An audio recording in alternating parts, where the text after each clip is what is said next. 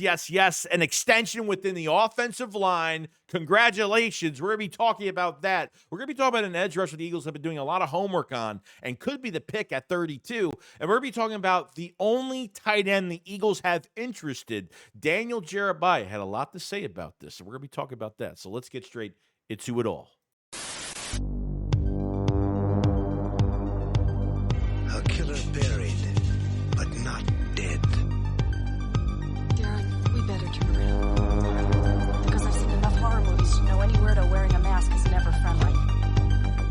Yo, what is going on, guys? I hope it's having a fantastic day today. This video is sponsored by BetUS. Check them out if you guys have not. And shout out to Anthony DiBona for a lot of these news that he covers the NFL, covers the Eagles, has been covering all the pre-draft visits, all the insider news regarding what the Eagles are going to do in this draft. His link is in the description on X. Follow him for a lot of news. He's very resourceful and a really good guy. So definitely go support him and what he does. His link will be in the description below. Now, we're going to be talking about an extension for the Philadelphia Eagles. You know, you play well in Philadelphia, you know, you get rewarded for it. And obviously, we've been waiting on this contract. Thank God they got it done. And it looks like that Cam Jurgens did get his 4-year extension worth up, $68 million extension, 39.4 guaranteed. Okay. His contract will go through the 2029 season. And on top of everything else, the Eagles made him the second highest paid center in the league at $17 million a year behind Creed Humphrey. Okay, this was a hand-picked pick by Howie Roseman and Jason Kelce, a mirror image of Jason Kelce in a lot of ways, and he has really worked out, man.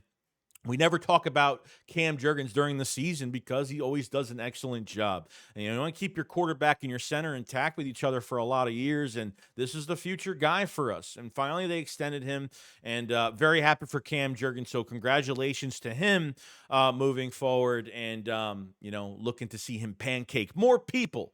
Now, when you look at some of the contracts for the future of this offensive line, I for the next couple years, going to have this group intact. Okay, then Lane Johnson's contract will go in after 27. I think it is 27. I think Landon Dickerson will be his contract is done after 27 as well. So need a Lane Johnson replacement, and we'll go through that once we get through the next couple of years of what's really going on. But for the next couple of years, you're pretty much set.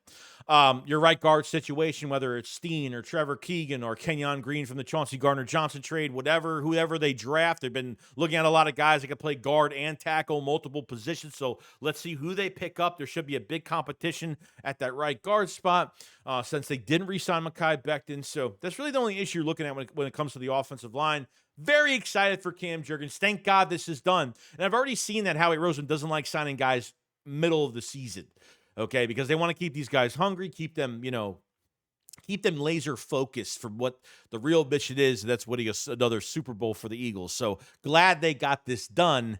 Jalen Carter is definitely up next. There's no doubt about it. So the Philadelphia Eagles have been doing a lot of homework, okay?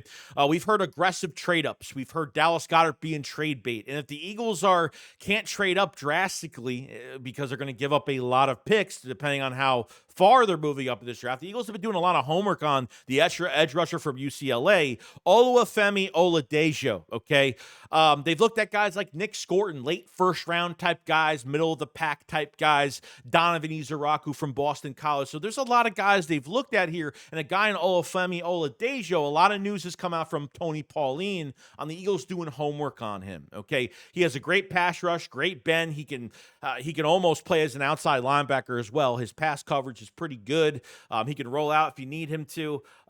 He's got a lot of length to him, but a very good player, and he's been talked about numerous times, linked to the Philadelphia Eagles, especially at 32. If they really didn't have to move, this would be a guy here. Now, Tony Pauline definitely put out some news here. He says, in conversations late last week, I was informed that Ola Dejio will end up being selected anywhere from pick 30 to 45. Besides the Niners, who hold the 43rd, I'm told that the Philadelphia Eagles with the last pick in the first, as well as the Tennessee Titans and the New England Patriots as the top round 2, are possibilities to pull the trigger on Ola Dejio. The only issue that I have right now is that and Howie Roseman said this during the press conference, he's like, I'm not looking for need, I'm looking for value. So what if you lose on a lot of edge rushers in that first round and they wait literally till 32 and this guy is available and everyone else, say they get the 6th or 7th best edge rusher? Is it really worth to reach for a guy at 32 if a lot of the other guys are taken already? Okay, because if the Eagles trade back, they're going to feel like he is going to be gone, whether it's going to be Tennessee, whether it's going to be the Patriots that have early second rounders, and they feel like the Eagles, the Eagles feel like they're not going to be able to trade up too early in that second day. So unless they get unless there's a team that is trading up and the Eagles are like, are you drafting this kid? Because we're going to draft him. Because if not, we're not trading this pick back. Okay. So there's a lot of different combinations here, but do you want to reach for a guy, or in my opinion, do you want to say, hey, let's not draft this kid now. Let's take a chance to see if he ends up, we could do a trade up on the second day. Let's try to go after Malachi Starks. Let's try to start another trend at a position at safety and kind of just go to another position at that point, because I think a lot of safeties will be on the board. Okay, whether it's Starks or MORA or from South Carolina or whoever's going to be available there, I think they would just have to not reach for a guy. If they feel like, if Vic Fangio says Ola Dejio is going to be some type of a big time player and we can't waste passing on him, then I'm going to have to trust Vic Fangio's judgment on a pick like this. I'm just not a big fan of getting the 6th or 7th best guy. Okay, and reaching for a guy in that first round at 32. That's where I kind of worry a little bit. But if it happens, it happens. If they trade back, they trade back. If they sit at 32 and grab somebody else, and maybe they trade up a few spots and get the top safety of this draft, and they feel like they can get this guy and want to make another trade up, then that's perfectly fine as well. I think the Eagles, second rounder is like 65. I forgot what the number is, but they're pretty far in that second day, and they're going to have to make a pretty aggressive trade up in that second round if they really want this guy. Okay. The Eagles have already brought this guy on a pre-draft visit already, which is great. And they've already met with him up a couple times. They've already met up with him a couple times already. So there is a lot of interest here with this player. Just depends on how you look at it. And if you're really reaching in that first round where you could draft somebody else, that's better for your defense.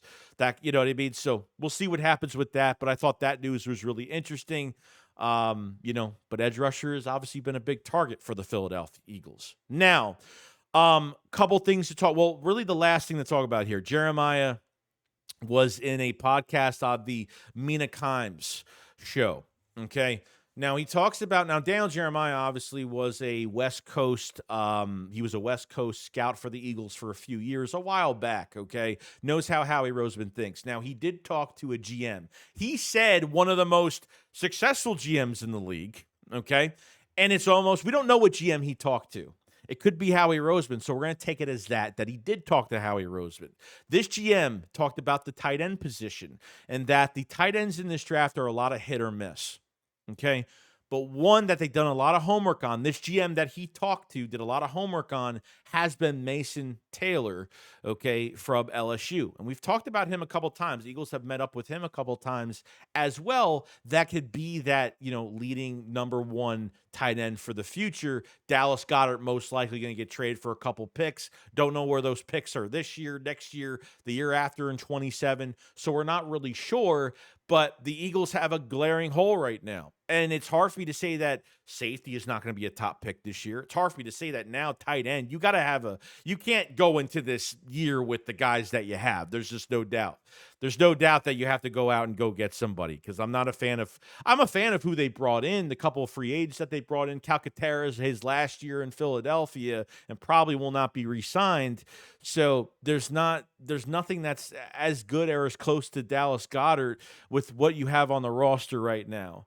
A lot of hit or miss tight ends, this GM did say. So maybe this is the only tight end they have interest in they can get on the second day. And I gotta say that if tight end is not in the cards on that second day, I'll be shocked.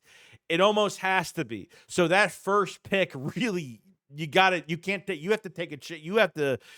a chance on getting the 6th or 7th best guy. Like I said, you have to really make sure that first round pick you're set with that first round pick for the future.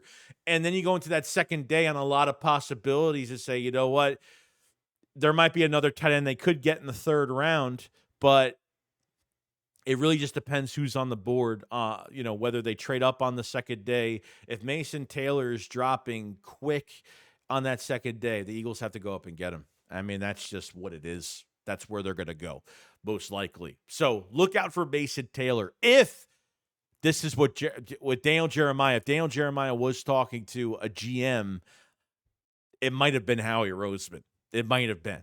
So we'll see what happens with that. But other than that, guys, that's pretty much it. We talked about, obviously, the big extension for Cam Jurgens. We talked about, obviously, Ola Dejio, the edge rusher from UCLA. The Eagles doing a lot of homework on him and really liking him. Okay, and a lot of news on Mason Taylor, and the Eagles' tight end need right now is definitely big, and a lot of teams know that. A lot of teams are going to know the Eagles need a tight end. That's the one position that's very empty right now, with really nothing promising behind it to be your future number one. Okay. So we'll figure out what happens. But make sure you subscribe to the channel for more Eagles news every single day. Make sure you hit the like button on this video because it helps out tremendously. We'll be streaming the draft all 3 days. Definitely come in and enjoy. We're going to be having a good time on this, on the future of this team. Everything goes into this draft. This is what this offseason has been about. The offseason has been about the draft. Okay? Low-cost, high-rewarding players that are signed, that are betting on themselves for the future of their careers, and they're getting guys that need to have good years. So we'll see what happens. You guys enjoy the rest of your day, and I'll see you guys on the next one. Shakes what a follow slide. Peace out, guys. Peace.